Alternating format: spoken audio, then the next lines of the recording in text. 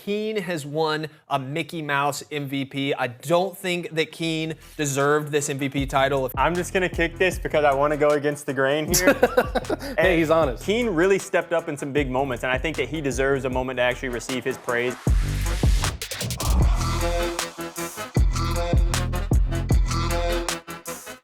EWC has concluded and Gen.G still reigns supreme. Can anyone beat them?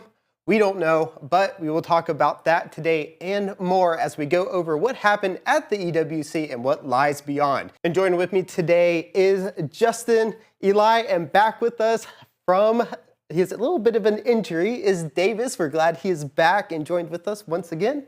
How are you doing, Davis? A lot better than I was, so happy to be back here. Just excited to talk some League of Legends. Yeah, Great. we missed you around the office, man. It was busy work for me while you were gone, and we also just missed the joy that you bring every day. No, seriously, man. The vibes are always better when you're here, so glad to have you back, man. Appreciate it. Great to have you back. And well, my name is Chris. I'll be hosting League of Legends for this queued up episode with everyone today. And as always, we have some topics we'll go over. We'll have your build, your loadout, clutch and kick, as always, a fan favorite. We have the around the league, of course, that we're going to talk about all that, and of course, the big story of everything that's going on. But let's go ahead and jump into around the league. We have a lot of topics that we're bringing individually for you today, as well as some overall topics. We're going to start with Davis. We have C9 versus Furia. We have Blabber not doing well. Give us your thoughts. Yeah, I wanted to talk about this game because I was shocked with how C9 performed. I mean, obviously, I was on that train, but all the NA fans were kind of on, the Northern fans were on, saying that like these two teams that we have are a lot better than the other representatives from LTA South. And I think that Furia completely proved that that was false. And good thing for them, very good for their scene as well to just be able to step up and play as good as they were. But C9 just completely falling flat and completely surprised me. Yeah, what surprised me was definitely Blabber going 0-5 on the Sejuani. He was missing a lot of his skill shots as well, so he wasn't like making the openings that the squad needs. As you can see here from the stats, I mean, bot lane was feeding. Yeah. Sven 1-8, Vulcan 0-7, and it just snowballed out of control. Now, I will say in C9's defense, it's a best of one.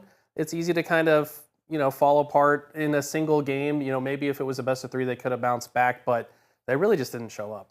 Yeah, and I think this is really disappointing if you're a C9 fan because we were coming off of MSI where everybody felt kind of robbed, that C9 was the second best LTA team, that they should be here over maybe an LTA South team. But the Southern teams get completely vindicated. They get proven that they do deserve to be there and deserve to compete. I think maybe C9 just had a little bit too much pressure on them, a little bit too much expectations and stuff. Blabber, for all of his bright, shining moments, sometimes when he gets to these international stages with expectations, he can kind of crumble. Yeah, and I felt like they didn't really adapt to that MSI meta so well. Furia was there. They got to play multiple best of fives against some really good teams, and as they went, they leveled up in a really good way, and it's really good to see that LTA South team do that. But we come in C9, they only have a best of one. Of what we've heard, all LTA South teams, so of course this was Furia, also had to have a media day right before they left for Riyadh, and on top of that, they come in, it didn't seem like they knew, as you said, bottom feeding. We saw Zen push up, just get ganked from a TP and die. Blabber in what seems to be a jungle heavy meta where they kind of dictate the tempo of the game just completely fell flat. And I was disappointed. I want to see them do a little bit better, but only a best of one. You have to show up, and it doesn't matter what puts you into that position. You have to know that that's kind of do or die. Yeah, and I will highlight kind of what you said about Furia. At MSI, they had, two different best of fives? They took GAM and G2 to the fifth game and barely lost. So it does show, I think MSI was a big level up experience for them, and C9 being left to just watch at home, you don't get the same reps that you normally get. Furia impressed me, to be completely honest. Yeah, and I think a lot of those excuses that we kind of hear for C9 about the media days and the travel and stuff, they sounded good at the beginning, but now as time has kind of gone on and we've seen how some of the other top teams, the Gen.G, the anyoneslegend, who dealt with all those same issues and have to go back and get ready to play in their regional leagues much sooner than even Cloud9 has to, just kind of takes it away from me. If Gen.G can play at their such a high level without yielding too much of a drop, I need to see more from Cloud9. Yeah, exactly. And speaking about another team that wasn't at MSI, but had a little bit of a better showing, though, in their match, but kind of fell flat a little bit as well, was HLE, but they did go up against AGAL, one of the top teams from MSI. What do you want to tell us about that, Justin? Yeah, I thought this was a really intense best of three that we saw in the beginning of the quarterfinals. HLE was if you watched MSI, you might be wondering about who these guys are, but if you've seen the names, you know that they're an insane team. Zeka, Peanut, and up in the top lane, Zeus. I talked last week about how I felt like the top laners in this tournament were a little bit weak. I feel like Zeus was mechanically the best one and just kind of came up short in this tough series right here. But things were really intense. It came down to the full third game, and Hanwha dropped. But if they win, I think they make it all the way to finals, and I think they probably push Gen.G about as far as AL did. Yeah, I think this is kind of the same thing we just talked about with C9, right? Like, HLE was not at MSI. They didn't get the same reps that AL did. Anyone's Legend they not only looked great already at MSI, but they got even better and now take HLE in the best of 3. I think HLE is a better team than they were able to put on display in this tournament because they didn't get to play as many games. And I think they will bounce back and learn from it once they go back to the LCK. But I mean, for Anyone's Legend to put on the performance they did and claim yet another LCK victim tells me that they're still one of the best teams in the world, bar none. So very impressive. To touch on that right there, what you said at the end is like they're just the LCK killer. They've been playing. They're the only team from the LPL that can really challenge the LCK right now, it seems like. And this series was really, really good. I mean, I want to talk about Tarzan. I think he's actually, in my opinion, I think he's the best jungler in the world, if not the best, he's one of the top junglers in the world, and I think he played tremendous this series, and I think that was the difference. And I mean, going up against a player like Peanut, who is very established as a player himself, he was just able to arrive in the moment and just kind of step up. Yeah, and I think when you're looking at this game specifically, you're seeing an important matchup. You're seeing Peanut on the Wukong versus Tarzan on the Pantheon. Later on in the tournament, we did not see any teams allowing Tarzan to play this Pantheon. He was able just to affect the map in ways that nobody can really compete with unless you're on another champion like that. So other teams were able to learn from the issues that Hanwha had early on. Yeah, and I think it's really good, though, that HLE was actually able to take this team that got almost in that third, fourth place, because there's no third place really decider for it. But, you know, they took AGAL to it. They had a really good showing. AGAL took both LCK teams to a 5-game in MSI. So it really shows how well they come, especially after their disappointing loss to T1 in those that round 3 or 4 at the playoffs. And another thing I wanted to mention too, because I know we had talked about teams like missing MSI and not having reps, but I just want to talk about the teams like Gen.G and AL, who they've been playing day after day after day after day, MSI and EWC combined, and for them to still play at the same, just highest level that they can, I think that was huge, especially coming up against a team like this, who is proven, they know that they're very good in the LCK and they have huge names, and you still have to match that with not much rest and a lot of travel. Yeah, I was so impressed by the way Gen.G did that throughout the whole tournament. Yeah, for sure. They're just got to be so tired now. But I was going to point out in that last game, we saw the Lee Sin top lane, which we actually saw, I think, a couple times at this tournament, but it didn't quite pan out. I mean, I like the thought process there, but it's like, is Lee Sin really going to keep up in the top lane meta right now? I mean, what do you think? You're more of a meta guy than me. I mean, it depends. The thing is I think this is more of a Zeus type thing than anything else. He is really willing to pick and flex for his mid lane to be able, for Zeka to be able to pick what he wants, for Zeus is just that mechanical god that's like, okay, you pick Lee Sin, well, we can either flex our mid or even jungle to give me one of those, and I will play that maybe into an unfavorable matchup at sometimes to allow his other teammates to get the more favorable matchup, and that's kind of what we saw, I think, in there. Not something that we may see too often, but something that HLE is definitely willing to do in their drafts. Sometimes it does go against them, kind of like in this draft and as we saw against T1, but I think it's that flexibility that may give them the edge as time goes on and they can clean up some of their drafts a bit. Flexibility, they're also just a feast or famine type team. Yeah. They draft crazy. Sometimes it works for them. In game 2, they go with the Yon top for Zeus, which is a classic for him, and win with it. And then they do this fancy thing where they early pick the Lee Sin, and you think it's going to go jungle, then they flex it top to get the Kindred. If it works, it looks awesome. If it fails, they exit the tournament early. We were talking about some reps some teams have gotten, and one team that didn't get too many reps but did decide to show up at EWC was G2, and they came back, they faced a really hard bracket themselves, and were able to finally get some wins at EWC. Eli, let us know a little bit about that. Yeah, I was so impressed by G2. I mean, this is the first time that G2 as an organization has beat BLG ever. I mean, if you looked at the betting odds, it was like 8-1 in favor of BLG. Nobody was believing in G2 coming into this one, but they were on a bit of a hot streak. You know, they just eliminated FlyQuest the series before. Broken Blade, man, he was popping off. Did not even die in this first game on the Jax. By the way, this is game 2. Games 2 and 3 are going to be the ones we look at. But yeah, Broken Blade, really showed up. He was playing insane on the Jax.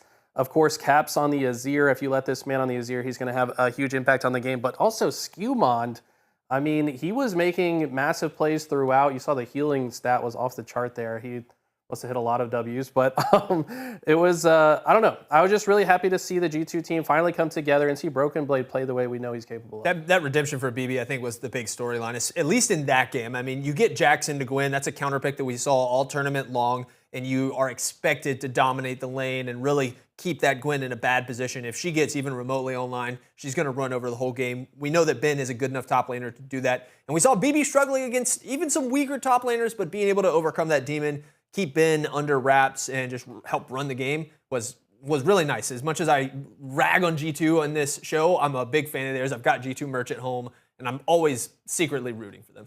Yeah, and I thought it was pretty crazy because like how inconsistent G2 can tend to be. And I know they lost game 1, but game 1 was actually pretty close until like the 27th minute when BLG was able to get a Baron and kind of run off with that. But I mean, I was just impressed overall from G2's control of the game. They don't normally control games very well, but this game they played very good. Yeah, I really wanted to highlight Caps on the LeBlanc. This was so hype for me to see him get locked in on the LeBlanc because we don't really see this champion that much anymore. Previously kind of owned the meta, like 2021 era, but really in recent times haven't seen her all that much. But Caps played amazing, just play after play, making perfect decisions, barely surviving with a shred of health and a lot of different engagements. And of course, Hansama on the Corki popped off, having 27,000 damage. And this game didn't even last that long, so very impressive stuff. Yeah, and the one thing I like about this is G2 seemed to have learned from MSI, something we didn't really get to see from FlyQuest a bit.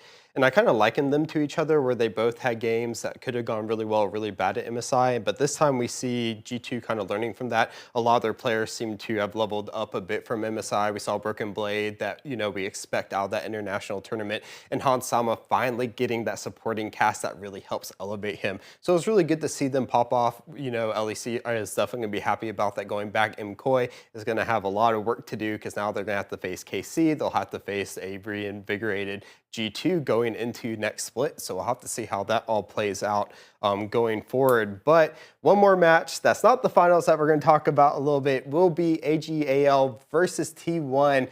And this one I want to highlight a bit because we had this match going into MSI to see who got into the grand finals once again. It was a bit of a rematch. This time AGAL got their revenge. They were able to make it to the grand finals to face off against GenG.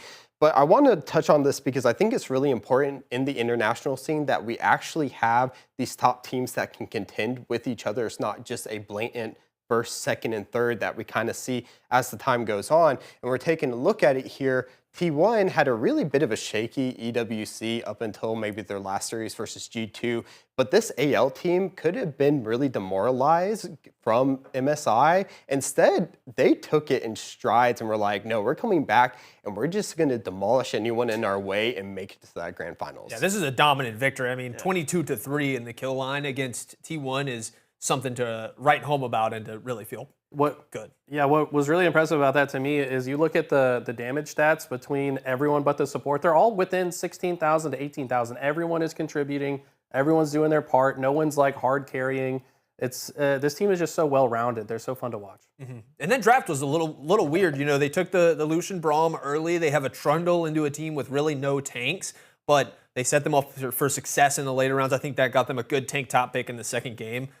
AL, man, they're so good. I'm such a big fan. And that Trundle is so strong. I swear, watching Tarzan on him, that champion's insane. I think in a few weeks, that champion will probably be changed a lot. Oh, yeah. I mean, he's been especially popping off, and I know this was in the Gen.G game, and we'll talk about that a little bit more, but like even playing these kind of bruiserists like the Poppy, the Trundle, he can pop off on those, but then we see him play some of the other mages though, some of the other, we saw the Zed as well a little bit later in the tournament, and this one we're actually going to see him play the Xin, which of course 6-2. And this allows Hope then to pop off, and then Flandre as well, that top lane. He's kind of had some off and on series, but 8-1 on that Yorick, just completely dominating Doran. And I just have to say that Kyle as well on that bottom lane, it's exactly what we saw in the LPL finals, and he's finally shown it again. Yeah, KO was tremendous throughout this entire series, and I wanted to talk about Doran, like you said. Doran is a great top laner, and who at MSI was a player that played tremendously well. this series, he got absolutely demolished. So great series from Flandre. Yeah, that Yorick pick for Flandre is a classic. He played it so much in the LPL regular season and looked so good on it. I feel like we didn't really get to see those high highs that he was hitting in the regular season at MSI and stuff, but this game, it was lights out. Yeah, the Yorick, he got first blood, then just snowballed. I mean, Flandre was insane, not just in this game, but we'll talk more about him in the other series as well. Yeah, and let's go ahead and jump into T1's other match, which would be against G2 in that third place match. Unfortunately, they did fall, so they have to go to that decider match for third place. But against G2, who has been looking very good, they took one game off of GenG as well in that second game that they played in their best of 3 and looked really good doing it. So tough opponent that they have to face, but this would be the T1 that we saw at MSI. They decided to finally show up in Riyadh, completely smash G2. Everything that we were talking about just previously, finally Doran's waking up. We're seeing actually Faker popping off as well. There's a really great Silas highlight that he has against G2 that we got to see his point of view with. Why do you think it took them so long to actually get there, though? I mean, what was so interesting to me about this series, it was two things. It was, yes, T1 playing much better, but also G2 playing much worse. I feel like this was not at all the same G2 that we saw in the rest of this tournament. But it was nice to see Faker. One thing that I've always noticed, and as a competitor in gaming myself, once you are out of the bracket and you're just playing a consolation match, whether that's for 7th or for 5th, in this case they're playing for 3rd, the pressure is off you, so it's easier to play your best, at least in my experience. So maybe T1, maybe we're feeling the pressure in the rest of the tournament, and now when the pressure is off, it's just easier to play their game and have maybe a little bit more fun with it because there's less on the line. But I mean, this was an absolute blowout. It wasn't even close. And I think while T1 doesn't have much pressure on them in that game, G2 has a lot of pressure on them. You're trying to beat Faker. I feel like no matter what the stakes are, if you get a win over T1, you write home about it. I mean, Los Ratona is not to get distracted, but they got to win over them in a show match where they're playing off-roll, and K-Roll will not let us hear the end of that one. So I think all that pressure, all the non-pressure on T1, I mean, they drafted loosely. They played some weird stuff. I'm never a fan of the Aurora top, but Doran made it work in that game. So, yeah, it wasn't competitive. Bit sad, but that's what I usually expect from third-place matches. For me, I just think it lied in the jungle again in this game. We talked about how strong the jungle is in controlling the pace of the game. I mean, Skuman just really wasn't able to get a grasp in either one of these games, and I think that's something that he actually had very, very good pressure in the other games that they were able to win to get this far, and I think this game it just kind of fell apart. Caps kind of getting behind early as well in this game really, really hurts you, I think, as well, having just objective pressure overall, but just not very good jungle showing, in my opinion, from G2 this game. And the Vi for Owner looked so good in this one. I really feel like Vi is such a strong champion in the meta. If you're going to give that up to somebody, you need to have some sort of a counter pick, like a Poppy that you can throw into your draft somehow. Otherwise, every jungler, I feel like, is going to be able to run a game with that Vi. Yeah, and I think the maybe little sigh of relief, if you take a look at the different brackets, though, of course, both of them ended up playing some tough opponents to get there. AL for T1, and then, of course, you had G2 losing to Gen.G for them to get to those placement. But it kind of maybe was just that we're facing against EU, maybe still a little bit less pressure. They had already beat MKOI to get to that AL match, so maybe they just already knew the secret to getting past EU, and they were finally able to win that. But, of course, T1 will win that in a convincing fashion, 2-0, and that leads us to the last match of GenG versus AGAL. And this was one of the matches we could have seen at MSI. We were denied that from T1 winning that best of 5. We finally got to see it, and what to look to be a blowout after the first 2 games ended up being an amazing series and one of the best series of this year so far. AGAL letting us go all the way to a Game 5 after losing the first 2. What are your thoughts on the series? I mean, for me, to be honest, okay, so let's just be real. The timing of watching these is rough. These matches are starting at 5 in the morning Eastern time. So this was a match that I had actually woken up early to start watching. When Gen.G were up 2-0, I went back to sleep because I was like, man, this is just going to be a 3-0. It didn't even look competitive the first 2 games. I wake up and they're in Game 5, so I had to rewind and watch the rest of the series. But, I mean, looking at this is Game 1 here. Chovy pulling out the Yone early, which kind of surprised me. He's mostly on the control mages. We don't typically see him on Yone, but he looked just fine on it. He was popping off, ended up with 24,000 damage, made some huge plays, but it was really the Ruler and Duro show, if you had to ask me. Yeah, and when I'm seeing Varus in any games, I'm expecting them to run it like this. That character is so strong. I feel like puts out a ton of raw damage, has a ton of support and CC that you don't usually see from that ADC role. So things look really, really good there. I think any draft where you can, like we do normally see Chovy on those control mages, but anything where you can get Canyon on an AP champ, even if it's not a carry like a Zyra, even that full AP Maokai, it looks really good for them, and they started out really well. Getting into game 2 was also, I think, another really beautiful moment for Gen.G. They started out really, really strong, and this Jinx comp, I thought was going to do it for AL, but the big team fight Wombo, the Nocturnal, the Galliwalt was enough. Kiin in this game, on his ults, were so clutch, buffering almost everything, but consistently catching out Shanks and Hope with that Mbessa, and then just completely rolling the backline, and then having the ability for Chovy to come in and use the Galio ult to save him, as long with Canyon also turning out the lights, so that way they can't see when he jumps on the backline. There's just so much confusion across Canyon, though. I want to say also, there was one point where I believe he was jumped on by Tarzan with the Q, the flash Q from the Vi, just spell shields it. And then right after that, he instantly ults, allows Kiin to jump onto Shanks, completely turns a fight in the favor. And that's just classic Gen.G in my opinion. Yeah, 100%. They just have an answer for everything. I feel like when you watch them in laning phase, it's so crazy. They win every single micro little battle that's going on in lane, and they always have the advantage. And they might not get the kill, or they might not like press that advantage immediately, but when they need to press the advantage, say there's a dragon coming up, there's a baron coming up, they always end up on the upper side. When you go into these big moments in the big fights, they always have more summoners or just more experience. They're always a little bit ahead of the other team, and it's just crazy their micromanagement of the game. I mean, that's what makes them so strong, right? Is they stack the deck in their favor. In every single fight, they already have the advantage going into it. This was going into game 3, though, where anyone's legend started to fight back. I mean, this one, you talk about spell shielding things. Hope, are you kidding me? Hope was going crazy with the Sivir spell shields this game, just completely denying Chovy any charms.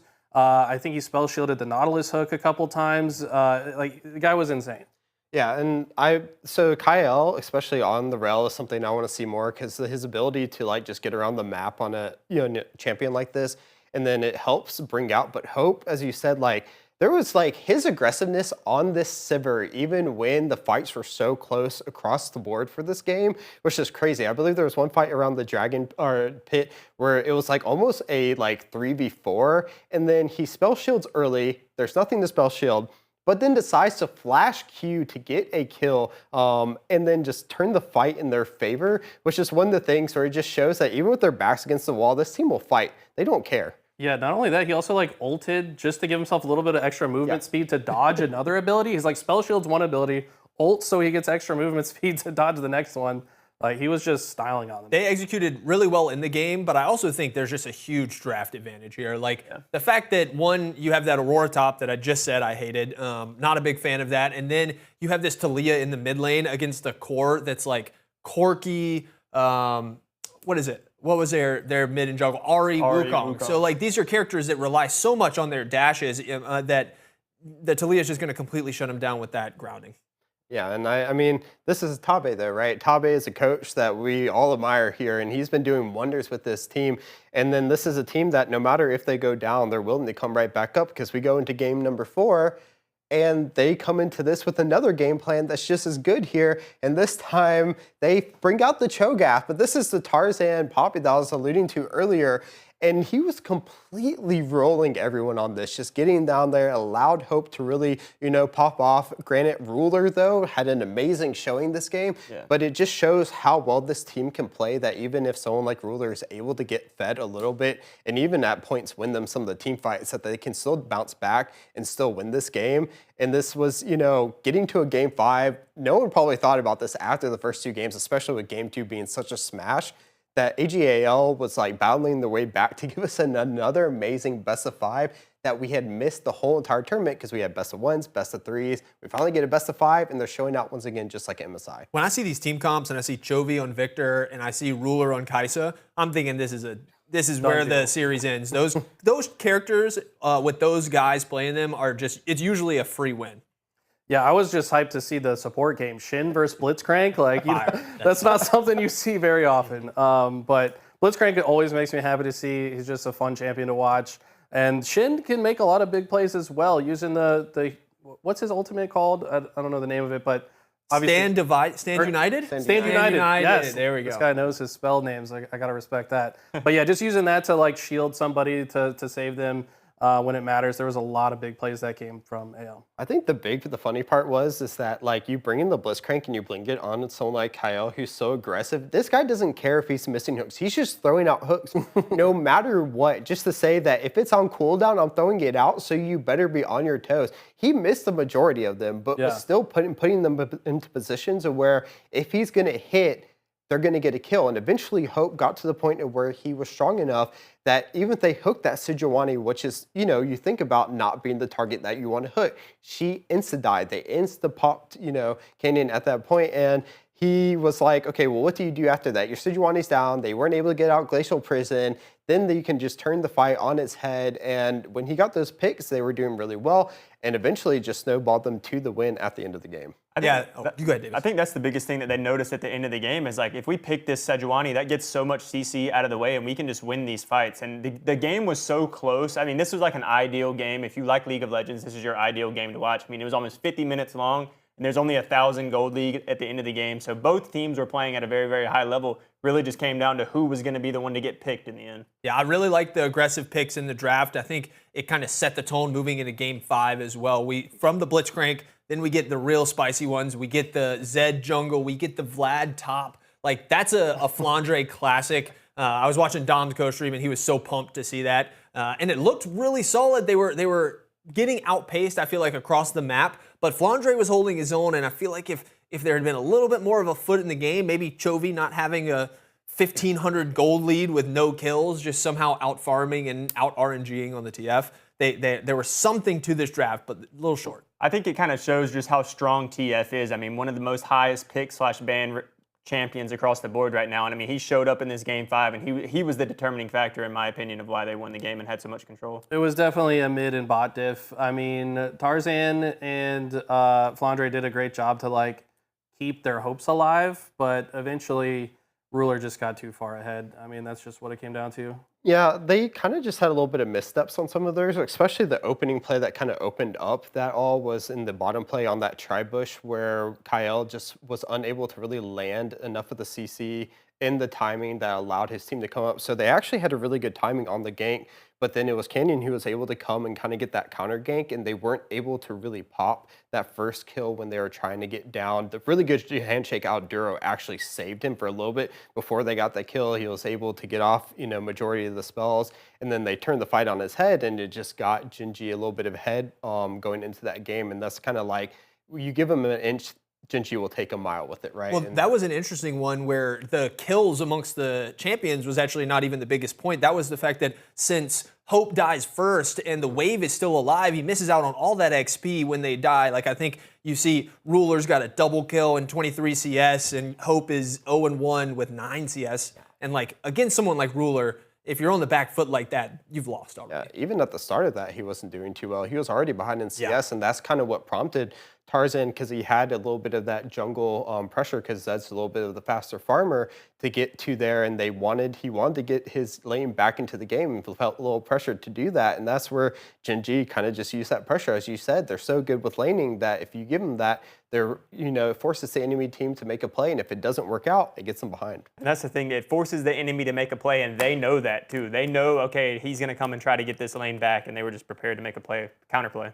Man, Tarzan had such a cool kill with Zed though. The clone into max range, max range. You clone think they into get Q, out, but yeah, it was perfect. Yeah. Well, it's now time for our favorite segment. It will be Clutch or Kick, where we get to determine whether or not someone has a good opinion or not, and then you can let us know in the comments. But let's go ahead and kick off with J-Dog. Let us know your Clutch or Kick for the day. All right, so mine comes from the grand finals. It's that Kiin has won a Mickey Mouse MVP. I don't think that Kiin deserved this MVP title. If it was me, I'm giving it to Ruler. Second choice, maybe Chovy. But I just don't think he really deserved it. I think it's just kind of, we're winning. Let's try and get MVPs for all of our teammates as we go through all of these. But so clutch in the fact that the MVP he won is not a real most valuable player. So I've already thought about this as well, so I'm going to go ahead and clutch that. I mean, so the way I saw it was kind of that maybe, I think it felt like they were basing it off of that grand final and not the tournament as a whole. I feel like if they base it off of the grand final, then yeah, he had some really good games, especially game 1 or 2. You kind of see him really picking up the pace for them. If it's the whole tournament, I agree. I definitely think it's Ruler. I think he just completely destroyed the tournament. But I kind of maybe what you're alluding to, yeah, they're trying to give everyone MVPs and just feel nice about it, but definitely think it's a Mickey Mouse MVP. Yeah, I'm going to also have to clutch this, but for a different reason. They only played 3 series at this tournament. They beat FlyQuest, G2, and Anyone's Legend. And it's like, yeah, Anyone's Legend is a really tough team to beat, and like they had to show up to do so, but their way to the finals was a lot easier than it probably could have been. And on top of that, like, Kiin was just kind of normal. I feel like the Mbessa game was the one that he really popped off. But outside of that, it was, I don't know. It just seemed like another day in the office for them. I'm just going to kick this because I want to go against the grain here. Hey, he's honest. But the reason I want to go against the grain is because I think every single tournament that they win and every single series, you could say that like it's because of Ruler and it's because of Chovy. But I think, Kiin really stepped up in some big moments, and I think that he deserves a moment to actually receive his praise and his crowns for it, because it always goes to Chovy and it always goes to Ruler. So I'm actually glad to see it go to somebody else other than them.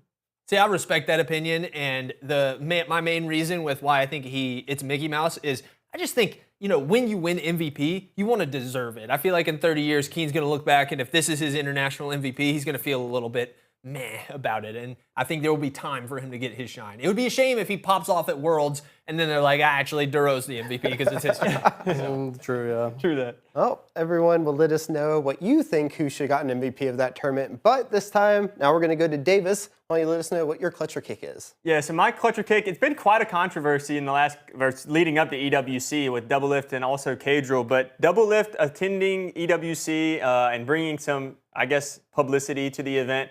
I'm just going to clutch this because, I know there's a lot of controversy and a lot of people have their ways of thinking about investment from this area of the world. But in my opinion, for the esport as a whole, I don't think any investment is bad. And obviously, people have their ways of living, and you might not agree with other people's way of living. But at the end of the day, I don't think how a bunch of people, I don't think how we feel is really going to change how they live. So I think that this is a great opportunity for League of Legends to grow. And so I think Doublelift saw that as well, and so he wants to go and be a part of it. Obviously, there's been some controversy of stuff he's said in the past that maybe contradicts him being there now. But overall, I think, people change, people learn, and that's one thing that's happened here. And I think that he learned that he needs to be at this event. So I'm clutching it. I'll go. I'll go because I have this prepped. I'm reaching past the clutch sign to the kick sign. Sorry, Davis. This is actually more of an issue I have with Doublelift than with you. I was a big Doublelift fan. I have problems with you, but we'll just focus on the Doublelift ones as well. I was a big Doublelift fan while he was a player, but ever since he retired, whichever retirement it was, the first, second, or third, he's been so flaky and really just struggling to stick with a story or a personal belief in some kind. When he was playing, we saw him, almost kind of blow the bag for the players union when they were striking. He said that, no, you were going to play, pretty much broke party lines with that. And I really feel like if you long time ago say that you weren't going to come into this, just don't do it. We know who Doublelift is. He's not having fun there. He's just there for the money. I think you should stand by your morals, because just stream it and you'll make plenty of money. It's also money's not, I'd assume he's got enough money. So clutch it or kicking it. Sorry, Peter. I'll let Chris go last because I feel like he's got something to say. But I'm going to clutch it. I think that, he kind of flip-flopped a little bit, but at the end of the day, I think it's smart for him to go to an international event like this. He's still a big brand that should be represented when it's one of the biggest stages of League this year. I guess that's to be argued as well. But just to simply be there, meet fans, and show face, I think is a big deal. And I think that it's cool that he decided to show up. And he probably got paid to be there. So, that money... Definitely got paid. Yeah, he got paid to be there, which means he can, use that money however he sees fit. I guess if we're purely going off of Davis's wording for his clutch or kick, where it's him just doing his thing and, not really worrying about all the back and forth drama of everything, I'm going to go ahead and clutch it just for that sense. just on that, there's a lot of back and forth, as you said, between what people are saying people should or should not do when it comes to this tournament.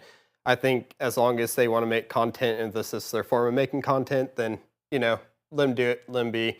The whole drama behind it, to me, is just silly because it feels like some people are, trying to use that to boost their numbers on social media engagement, while some are trying to boost it by going to the event. So either way, it's just the boosting fest back and forth.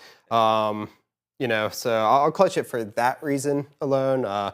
As J-Dog said, I, don't think him being there really changes too much, in all honesty, and he probably could just stayed home and done the same thing. But that's a whole different story we could go down that rabbit hole with. So I'll stick with the clutch for now for that, and we'll leave it there before going down to many other rabbit holes. But my clutcher kick, I believe, is next. So mine is a little bit different from EWC, but we do have finally some NA talent coming back, some young talent. His name is Griffin. He was a jungler. He ended up going to T1 Academy to play after doing Proving Grounds a little bit. I think this is good because we finally have NA talent coming back with some, a little bit of, play behind it, where he got some experience in a foreign region. But now he's coming back. He decided to go to LTA South to at least get some T1 experience here, so he's not staying or saying, oh, maybe I played in, LCK Academy, so I deserve to be at least on a LTA North team or a high-level team. He's saying, I got an offer. I'm coming to play. This could help him grow, and we need more NA talent back in NA.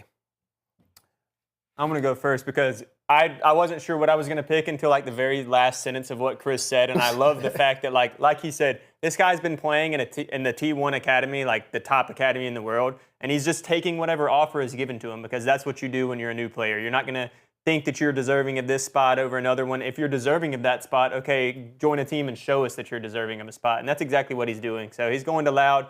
Hopefully he ends up proving his spot, and we see him in an LTA North spot one day. I'm actually going to kick this.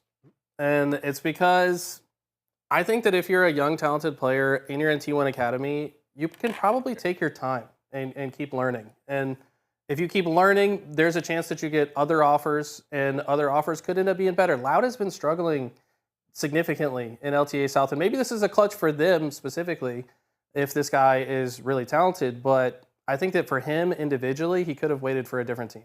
So I think you may know this, but just to let you know, it's not the second tier, it's their third tier team. So he's going from their third tier team to a tier one. So that might be moving, So which, to be fair though, the T1 third tier team is like a tier 2 team. Like the quality is so high. Theirs is more. Their tier 3 is more of a production to others, whereas their tier 2 team is more of where it would produce into T1 at later times, like we saw with Smash, into their tier 1 for Guma UC. Just wanted to clarify just a little bit for you. T1 does stuff a little different. For me, this is going to be a clutch. I would like to see Griffin truly up in the northern LTA part rather than the south, but I think if you're going to be down in the south, this is a good team to join. Loud hasn't had a lot of success, but their previous roster had two Korean players in bot lane, so they have some experience working with Korean players. One of them was Winsome, who was an NA player, so both Korean and English speaking. So I think they have a little bit of history, a little bit of structure, and a good roster around it. I think it's Robo, Tenons, and Redbert. These are people who we've heard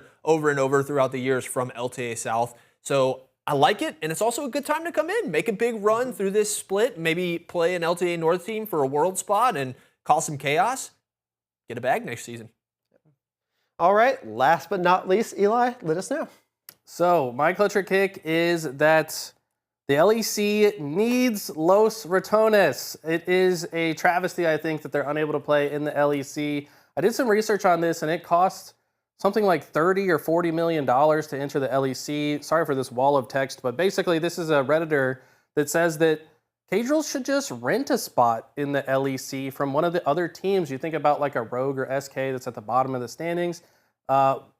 Wouldn't it be good for everyone if they just rented the spot, let Los Ratones play under the name? They're allowed to rebrand, by the way, in the LEC in the middle of the year, and just do it as an experiment. They could maybe sell the spot for a few million instead of 30 million, so that it makes sense for both parties to do it.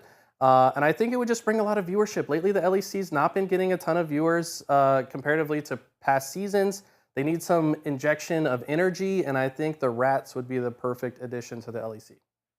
Well, I'll go ahead and start this off. I'm a clutch with this for multiple different reasons. First, obviously, Los Ratones, I think, do have some better players than what we're seeing at some of the lower levels for the LEC. So I think they would actually do really well in the LEC from a level standpoint. But also, one of the few things that LTA North is doing right is their promotion relegation with that guest slot. And I believe that, out of all the stuff that I dislike for LTA North, this is the one thing that I like and that I wish LEC was doing because, right now Los Ratones, even without that promotion or relegation spot for the LEC, are still putting out really good content. They're practicing a lot. Kidro's putting in a lot of money to make sure that these players can play full time. And unfortunately, they can't show if they can get into the LEC. We know that they had some really good games and some scrims, but when it comes down to the clutch time, would they be able to get in? Would definitely be a lot of fun to see. It's a clutch for me. I'm a Los Ratones fan. I love watching their matches. It's kind of like my just background thing that I throw on YouTube while I'm working. I just put on their scrims and listen to them be crazy. But I think these guys are good. I don't think they'd be competing for top spot in LEC, but they would be competing for maybe just slightly above the bottom. But it's just about the content that they bring, man. I mean, the fact that you watch an LEC broadcast and there's more signs supporting Los Ratones when they're not even competing than there is for other organizations just goes to show that they need to be in there. I don't know the logistics of like partnering with a team. Like, do you need to is it a dash? Is it Los Ratones dash Giant X or something? I think we could figure out a way to make it work. The cost maybe would still be too high for K-Droll, even just for renting that slot for 1 year. But I mean, we can get Red Bull involved. Like, I feel like there's ways to make this work. There's some European Bitcoin billionaires who would probably throw in some money on it.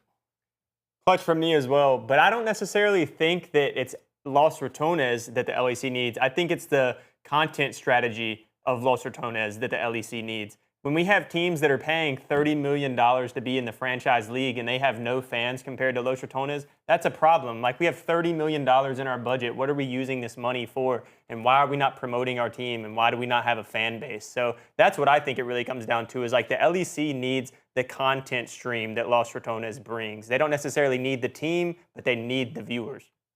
Yeah. I think there's something to the way they do their content, and I think you're going to see teams across all esports kind of starting to mirror this. The way they get 2+ hour long videos that are just ripped from their streams, and they get millions of views on them. There is a return on investment for that level. Yeah, 100%. Well, let us know in the comments if you would like to see Los Ratones in the LEC. We all know that we would, but let's go ahead and jump into Build Your Loadout. We have a really fun one today off of the back of EWC, which has had some controversy in its format. We decided to build our ultimate format of what we think would make the best League of Legends tournament, be it a international or just regional tournament. We decided to choose what we would like best and how we would do it. Let's start off with Davis. Let us know what your ultimate league format would be. Yeah, so mine, I would do a group play that is all best of threes. I am definitely not a fan of the best of ones at all. I think it's just too random. You have too many opportunities. And a lot of people do like it because it gives those, teams that aren't quite as good as others, it gives them a better chance to win. But I just don't like it. I think we need the fair competition. You need as many games to play to see who's the actual better team. And then going into the bracket, I actually do like best of threes in the bracket. I think, especially when we talk about league, best of five just takes too long, in my opinion. If we do best of fives for every single game, there's going to be so much time that's taken up by games, and there's just going to be a lack of viewership in a lot of these.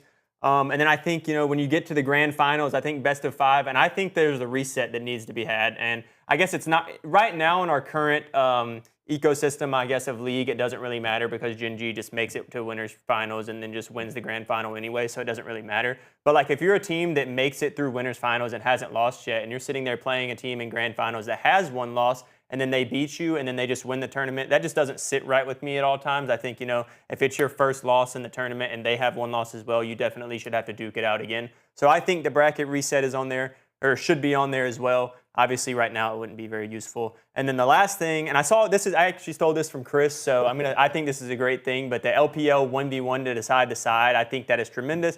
I think it brings so much content as well, like we were just talking about. Like, it's not your traditional 5v5. It's a 1v1. Obviously, they're competing for side selection, but like at the end of the day, as a viewer, I just think it's cool watching somebody 1v1 and just play a little almost mini game there for us. Yeah, I love that 1v1 for side selection. I think it's only when they get into the final game, right? It's like a game 3 thing, or do they do it before the series? I believe they do it before the series. Okay, as well. okay. So it's just to determine their choice. I like that a lot. It's so cool seeing top laners versus mid laners, and you see mid laners who go and pick Renekton because Renekton's like might be the best one.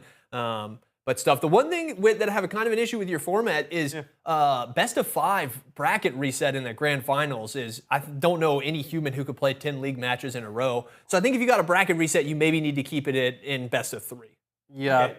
I like that. I will agree with your point that like if you're the team that won the winner side, you should get some advantage more so than just picking your side. So maybe it's like a best of 5, but you start with 1 game win or something like that. So the other team has to work a little bit harder to win. I don't know, but then you get less league. So I'd like to see him experiment. I think Yeah, there's a few there's different ways you could go, and you're not going to know until you try it. I think putting some sort of like additional ban that you have could help, especially with your list. You can put something out that maybe you're not. We don't have enough decide room to on the play, screen right. for any more bans. Well, that is very true. They can make Game some. 5. overlay can't handle it. But, that's for the top experts to figure out. We'll let them figure that one out in the end if bracket resets ever go through. But I'll go ahead and start my Build Your Loadout. So mine was a little bit more simple. So I like best of 5s. I think they are great, especially from what we have seen at the end of EWC with that grand final, as well as everything that we saw through MSI. It is long, but I think if they keep some of the other content to a little bit minimum and some of the analysis kind of cut down a little bit, it gives us the amount of time we need. I never felt that I was too stressed for time when I was at MSI, so I'll go ahead and keep that. I want the LCK UI. I hate that they keep changing UIs throughout all these tournaments. They just need a good UI that works. LCKs is amazing. It shows you everything that you need. It's not too cluttering. I think UI is a big part of tournament, especially from viewing experience, whether you're in the crowd or at home. So I definitely think that is something that should be added. I love Fearless Draft. I want them to keep it. And then I did put the LPL 1v1 side selection. I was talking about this with a little bit Eli earlier because I was explaining it to him a little bit, because if you haven't watched LPL, you don't really know about it, which, not everyone does. And it's fine. But I think one of the big ones that we saw was an Alistar versus Renekton. And this was from Shanks of all people picking Alistar into a Renekton. And it just goes to show that obviously it means something like Davis alluded to earlier, but they can have fun with it. And if you watch a lot of the post 1v1 side selections, it's the whole team laughing, regardless if they won or lost. And I think that, lightens the atmosphere for the team a little bit, gets a little bit of, the stress off of them, and then allows them to go into a game, whether or not they have to go to red side or blue side, to come out with, a good strategy at hand. I mean, as a classic Halo player, I'm all about the 1v1 me, bro. Like, let's just settle this in a 1v1. It's so hype. I also love to see, like, the support player come in. Like, I know BLG has sent On to play the 1v1s, and he'll pick, like, Rumble. Like, when do you ever get to see On play Rumble? Actually, I think he did play it some this season. Okay. He played some Rumble support. But regardless, it's like, it's just so cool to see, like, a different type of league that we don't normally get to see. I've actually never thought about this before, but I think there would be a cool variation where they randomly decide between 1v1, 2v2, or 3v3. Like they just draw a 1, 2, or a 3, and then you have to come up with your 3-team comp or something. Like you get mini league within the league. You'd have to really cook in that draft. Yeah. I just love the 1v1s. Like going back to like the old All-Star events and stuff in the 1v1 tournaments, like that used to be so lit watching them play. And that was like the highlight of the whole event was the 1v1s. And so I think that would honestly translate into this. Like if they had the 1v1 before the game, people would, on Twitter and like the post-game recap would honestly probably talk more about the 1v1 than the actual game. So I just think I think it's hilarious to see. Perfect. Well, now let's go to Eli. Let us know about your optimal league format. Sure. So mine focuses on Swiss. I think Swiss is a really cool tournament format. You get the opportunity for a lot of different teams to play teams that they wouldn't normally play in like a group or a just pure bracket standpoint. I'd like to see all the Swiss matches, best of 3, fearless draft style until one team is undefeated. So if this is a 16-team bracket, then there would take 4 rounds before that happens. The top 8 from that advance to a double elimination bracket. But then to sweeten things up, I would like a special match for the 2 teams on the bubble. So after the 16 teams have done their Swiss stage, there would be 2 teams in the 8 and 9 spot. Usually they're going to be tied, but they have to play each other to see who gets that 8th spot. So it'd be like a bubble match that could get pretty hyped to see who can actually advance into the last stage. And of course, everything's going to be best of 5 fearless in the bracket. I like the idea of the bubble. That actually sounds pretty cool. You know, it kind of gives them that last chance as well to see, you know, maybe you just had a little bit of a bad run at the start, see how you play out to try to get into that bracket. And then, you know, of course, I love the Fearless at the end. I'm a big Fearless believer of this, but I definitely think that'd be, you know, a little fun to watch. One other thing that's cool about Swiss is it makes every individual game counts too, because like there's going to be ties. So the tiebreaker comes down to game win-loss percentage. So I think that it just adds an extra layer to where every single game that you play is really important for your standings on the ultimate end of things. Yeah, I like this format a lot. We'll see when we get into mine. We could actually pull it up. Mine's almost exactly the same as yours. I had the exact same format. Eli's format. Yep. No, I had the exact format even before I saw yours, aside from that bubble one. That's a nice little addition that I'll take from you. My awesome favorite part about this is that you're just building more and more matches with stakes. You have building to that undefeated team is like the finals of the group stage, and then you have this entry into it for the last chance one. That's like a little finals for all these teams. My only issue with Chris's format is that you don't get to see as much gameplay from the lower seeded teams, the teams who exit first, who come into the bracket, get the reod, and then have to go home. But the part that's a little bit different about mine is what I'm dubbing as modified fearless. This is a J-Dog specific invention that I've come up with. Basically what it's going to be is throughout the series, we're fearless for games 1 through 4. In each subsequent game, you get a little bit extra ban time. I'd seen an idea thrown out where you get a timeout that you can take in the middle of the draft just to like pause things and take some more time. That way, if someone throws a crazy counter pick, you can actually think through your option instead of being forced into it. But then in game 5, Fearless is freed up off the table and all characters are allowed back in. I think it'd be nice to see the true best of the best, best draft, best matchup, no bans included in game 5. I really like that. I think that's a great touch because like when you get to game 5 nowadays, like it's cool to see these off meta picks and just like who are they going to pick into this stuff. But at the end of the day, like it's for all the marbles. We need to have the 2 best compositions from these teams match up against each other. And I feel like Fearless has kind of led to some fluky game 5s. You know, we get very intense back and forth series, but then in game 5, someone has a clear draft advantage and it's just a little bit of a stomp, and then your end piece to a beautiful series is a little bit lackluster.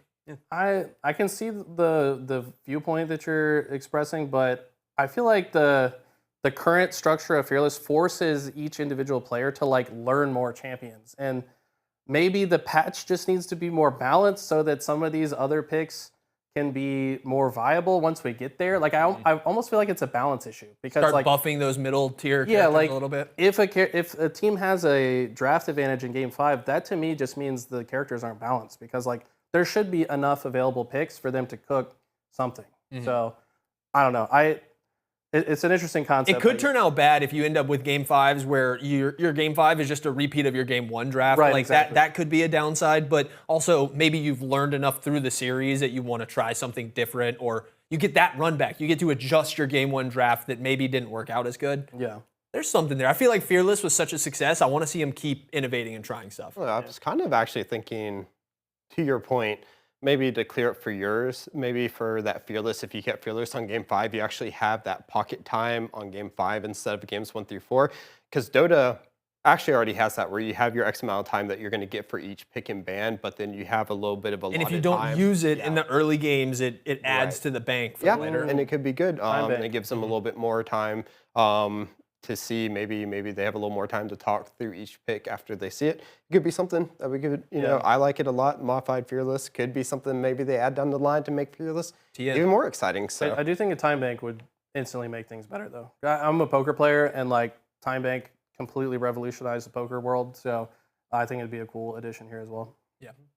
Especially when it comes down to like this and you have like over 50 champions banned for game 5, like you need a little bit of extra time to think like, okay, what are we actually going to do to make this our best chance at winning game 5? Yeah, and that like FlyQuest game where they didn't know what to pick and they ended up picking Zillion was not a good viewing experience for anybody. I'm sure it wasn't a good playing experience. Maybe the Zillion was a little bit of a metaphor that they needed more time. So That's hilarious. It did feel like just like a snap. Oh, Zillion might work here. Yeah, sure, man. Like, He just scrolls to the the bottom of the list. Whatever's Yeah, down in the it's like, who Z. am I gonna pick? Zach doesn't work. I'll take He's Zillion. there, Bjergsen, please help me. Yeah.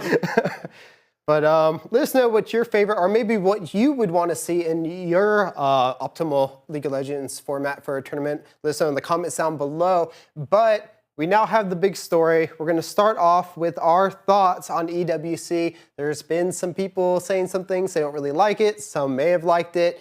We're going to let us know, you know what you think. Or let's start off with Gen.G. What did you think about it? Overall, I'll say that I liked it. The reason that I'm probably able to say that I like it now is because the beginning phase, which is what I had the big issue with, all those best of ones between teams that I would really like to see best of threes, has kind of dulled down. I forgot about it a little bit. Now that I'm thinking about it and actually talking about it, no, the beginning was too bad. I actually don't like it. Change that. Put best of threes in the beginning, and you're back on my side, EWC. Typical J-Dog changing his mind midway through his sentence. Yep, I remember respect things. that. I'm like an elephant. No, I mean, think about this from C9's perspective, bro. They flew across the country to play 2 games of League of Legends. Across the world. Across the world to play 2 games of League of Legends and go home. Like, that should never be possible, I don't think. I mean, even from a fan perspective, and I'm thinking this coming right off of MSI. Yeah. That I'm sitting there off of all the hype that we get, all the hype that I experience firsthand into a best of 1.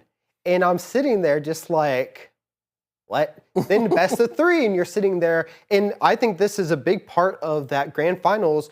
If that was only a best of 3 throughout the whole entire series, then Gen.G just gets it wins. And we don't see AL come back, fight their way back to force a game 5. And this is something that we saw in some of the other games as well. We saw games where we saw AL or T1 take games 2 or 3, and they're someone out of the tournament if we're only doing best of 3s. And I think we just go from a major high to a pretty low. It's also to me, Fearless is this season. I think that Fearless Draft this season has really invigorated League of Legends. And when you play best of 1 or best of 3, it completely nullifies how cool it is to play Fearless. You don't get these deep champion pocket picks. We saw G2 pull out the LeBlanc when they didn't need to get to game 5 to do that, which was a little bit surprising. But it's we're just not going to see as many cool drafts in just a few games. So I think it just goes against everything about League this year. Overall, I actually did enjoy EWC. The format, I think, was kind of wild, don't get me wrong, but I actually really liked the narratives that were created here. I mean, we saw G2, who had a really good event. We had Anyone's Legend, who finally arrived in a final. Obviously, Gen.G was the team that won it, but I think this event was actually really exciting. So, I mean, for me, I think the biggest part was maybe the fan narratives that they were pushing. We did see a lot of fans for both. My other biggest issue I had with the tournament before we get maybe into some of the stuff that we liked, which wasn't very much for me, but was the time in between games felt way too long. Yeah. And I understand that they're trying to put analysts on the desk. I understand that they're trying to create stories, as you're saying, but we're going from, MSI, which I think had almost the, perfect segue of analyst into commercials, into draft, and it felt really good. Whereas we go into one analyst, into another set of analysts, into trying to hype up everything with player-driven stories that they had shot previous content beforehand, into a little bit more talking, finally into draft. I will say I was definitely disappointed with the production side of things.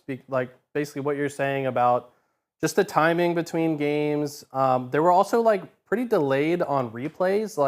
There would be a hype replay that happens, and then it would be 2 minutes later when you finally actually see the replay. Whereas an experienced production staff has that ready within 30 seconds. And then it's you're still feeling the hype of that moment. By the time they pulled the replay up, you might have already forgot kind of what happened, and you're trying to think about what's happening next. So the replay timing was off, the timing between matches. The UI was kind of ugly, if I'm being honest. But and it sounds like I'm completely beating them up, which, I kind of am, but it's also their second time doing this, right? They're going to learn. I think they're going to have a better production team. The production team's going to get better year after year, and hopefully they can, clean up the UI, clean up the timings of things, and get better at this over time.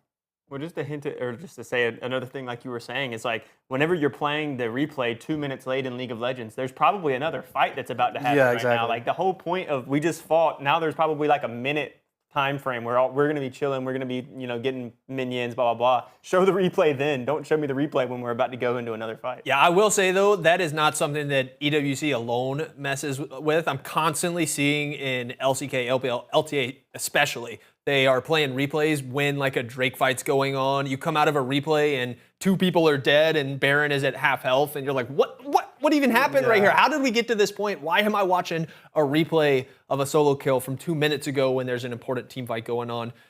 So in that regard, EWC is maybe not that far behind everybody else, but I agree with your whole sentiment. And I'm assuming you pay so much money to get the ability to have this tournament from Riot that you should be able to just splurge and have the best production team possible. I mean, we're talking about, getting from Riot. Another thing that I think was kind of a low point is the turnaround time from MSI to this tournament. I think we missed out on some top gameplay from some of the teams because not only the format, but because of the time that they had to do to get there. You have teams that didn't play anything, have to go there, and that could have been a little bit against them. But then also you have the teams like, T1 who had to get there, GenG who had to get there, right at the end, along with the LTA teams who had LTA. It wasn't just the content for EWC, it was the content for LTA that held them up. So that means Riot and EWC weren't really working together because honestly, you shouldn't have teams having to do their content for their region and then fly over to play the next day for a international tournament. They could have very easily just like reused some MSI like hype videos, or they could have been smart about it if they were working together and like recorded extra pieces in Vancouver that they could then use in Riyadh. Well, it wasn't just that. It was mostly them doing the stuff for LTA itself. That's what caught them back. So it's them doing the stuff that's going to start for this week. Starting on Saturday will be LTA. We'll talk about that in a little bit. That's what held them up, was that they were obligated to do the LTA stuff before they went to Riyadh. Yeah, it's clear on multiple fronts that Riot is not working with them as closely as they could. We also saw no silver scrapes, which like felt so weird. Game 5. Yeah, Game 5 without the anthem. The anthem, like you gotta, I don't know. If this is going to become a staple, which everything points to it being a staple for the foreseeable future, then Riot needs to work better with them to make the schedule make more sense for when these players are flying out, and to just give them more assets and like everything behind the scenes. Maybe Riot could even help with the production team. I don't know. I think it would be great. I just think, just to kind of go from the opposite angle of that, I just, Riot's never known to really work with other outside providers at all. Like, they're known to be very isolated and think like, oh, we're the best. Our stuff's what matters. So I think that's why they're not really as collaborative as they can be. I can't really blame them either. I mean, like, if EWC is struggling, it just goes to show that everything Riot does is good. It's like all you people who said that you could run a league and a tournament in our game better than us. You can. Someone had a chance. They have an unlimited budget and still weren't able to do it correctly. So there might be a world where Riot's happy with this. They get paid oodles of money, and their product, by comparison, looks even better. That's true. Well, be that as it may, as I said a little bit earlier, LTA will be starting this week. And as Split 3 comes forward, we have a new format, as we did with Splits 1 and 2. This time, at least, we're not having any best of ones. We are going to at least best of threes. But they have what they're introducing they're calling pick and play, which means that week number 1, you're seeding from Split 2, so determining who you're playing, so we're getting 1 versus 8, so on and so forth down the line. But going into weeks 2 and 3, the teams that lose will then get to choose their opponents, as long as they have not played them before and that team has a better record than them. So we're looking at this, and I want to know how all you feel about it, because I personally think we're just going to end up seeing a Swiss style where the teams are going to pick their best opponents on having maybe one record that's just a little bit better than theirs. I doubt They'll always pick the weakest team first. I doubt we'll see like a Lion, if they get defeated week 1 by C9, decide that they want to pick FlyQuest, right? Yeah, it's like you might as well just build it in to where the lowest seed plays the easiest matchup in their second round, because that's how it's going to play out anyways. And what was interesting when I looked into this a little bit further is like after those round 1 matches, 4 teams are going to be 1-0, 4 are going to be 0-1. It's still the seeding from Split 2 that determines who chooses their opponent first. So I want to say Disguise was the last seed. So we're assuming that if they go 0-1, then it would. Yeah, Then they're they're just gonna pick- going to pick first. Yeah, which is probably what Team Liquid. It would be the 4th seed. Unless someone gets upset. Yeah, so unless we see an upset, it's just going to be kind of, Yeah, it's gonna be predictable. That's why I'm saying this. I don't think we're going to see anything different than what we would see in a typical Swiss bracket itself. And then you look at something like LCK, who has a Legend bracket and a Rise bracket, the Legend being the top teams that made it through split 2 versus, and then the Rise being the bottom.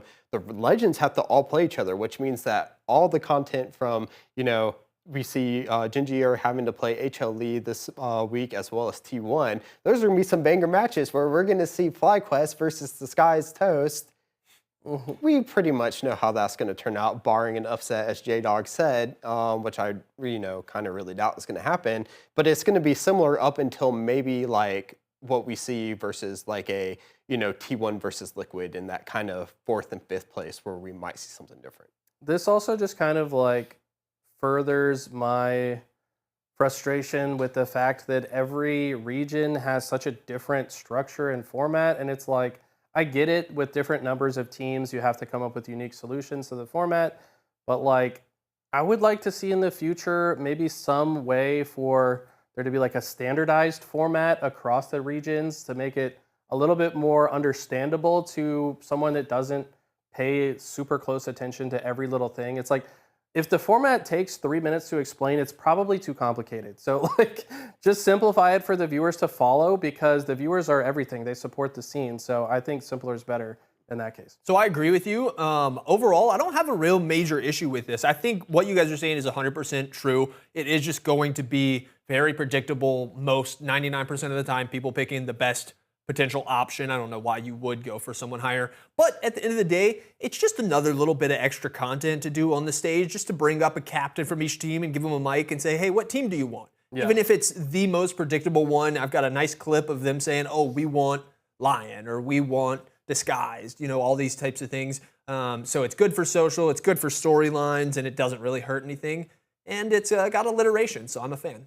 P&P. The one thing I'll say is I like the fact that there is at least a chance there. I mean, if you're locked into Swiss stage, you're locked into Swiss stage. But I mean, you never know. You could have a team that sees a very big weakness in another team that they're just able to really capitalize on. And so maybe that's why they pick the team that they want to play. So I think it gives it a little bit more, strategy and a little bit deeper level. But overall, probably going to end up being the same. We did see Lion beating C9 in one of their matches, so we could see that in first round. But moving on a little bit, rounds 4 and 5, we saw rounds 1 and 3. I'm not sure if they showed all, but we do move to a bracket stage for round 4 and 5.